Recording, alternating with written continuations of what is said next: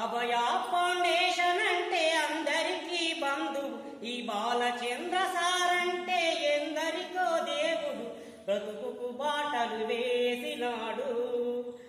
ఆ మహానీల బాటలో తాను చేరిపోయినాడు.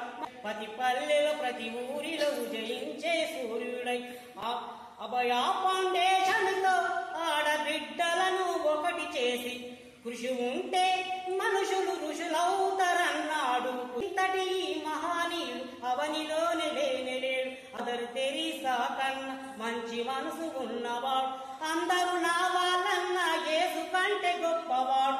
నేనేమిచ్చి రుణం తీర్చగలము, ప్రతి క్షణం మా గుండెల గుడి కట్టి కొలిచెదము. అభయ ఫౌండేషన్ అంటే అందరికీ బంధువు, ఈ బాలచంద్ర సార్ అంటే ఎందరికో